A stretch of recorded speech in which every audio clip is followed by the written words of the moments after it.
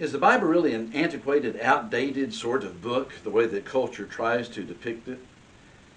Or are there some things that have a tremendous amount of relevance in this 21st century? But the answer is there's a lot of relevance. Wednesday evening, July the 21st, we're going to begin a study in the auditorium at the Cherokee Hills Church of Christ at 7 o'clock on the letter that Paul wrote to Christians in the city of Ephesus. Paul is a prisoner when he actually writes to them. In fact, there are a couple of times where he mentions that. It's really kind of a passing notation. In chapter 3, I, Paul, the prisoner of Jesus Christ for the sake of you Gentiles, and then he follows that with a statement about the way that they need to follow what God's Word says. Towards the end of chapter 3, I ask you, therefore, not to be discouraged because of my sufferings for you, which are for your glory. This little 6-chapter book, the way that we've divided it in our translations, carries with a lot of things that really deal with situations we face today. But what about Ephesus? We mentioned previously that Ephesus was known as the central bank of Asia. It had the 7 wonders of the ancient world in its city. It was a temple to their patron goddess. The temple itself, the footprint of it was larger than a football field. It was amazing, but very much was an influential center, not just of Ephesus, but the surrounding area. But in addition to that, besides it being a banking center, what do you find in Ephesus? In the Encyclopedia of Biblical, Theological, and Ecclesiastical Literature, McClintock and Strong wrote this about Ephesus. Now, talking about the background of the city itself, what we find in its literature. Among the distinguished natives of Ephesus in the ancient world may be mentioned a couple of individuals who were rivals in the art of painting. They also mention an individual that was a philosopher, the man-hating philosopher. Kind of sounds like our culture in many settings. A satirical poet and others. The mindset was a mindset of mysticism, the occult. In fact, Ephesus had a high reputation for magical arts. Someone says, well, so what? That really doesn't relate to the 21st century. Or does it?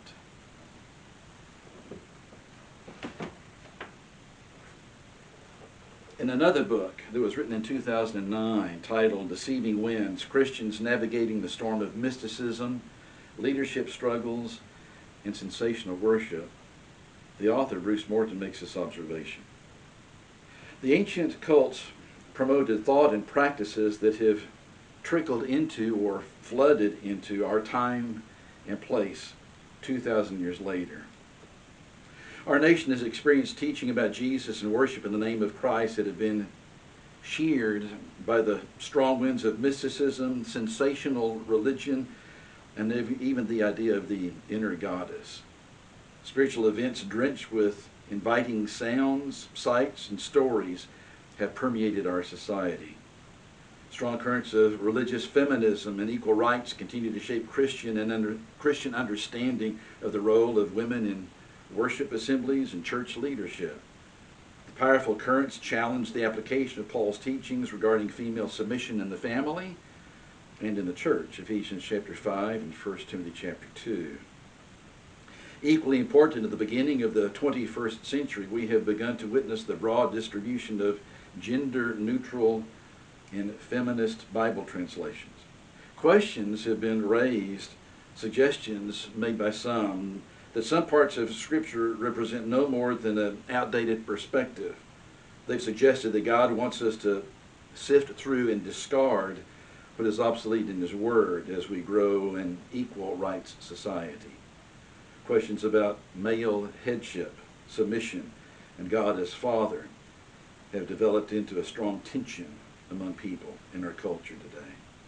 Adding to the religious melting pot is an increasing number of worship groups, seminars, university curriculums urging people toward various forms of religious mysticism as a means to experience God and feel or see what is supernatural. Wiccan and New Age spiritualism, religious feminism, and some emerging church voices have begun to harmoniously blend together in their message of mysticism.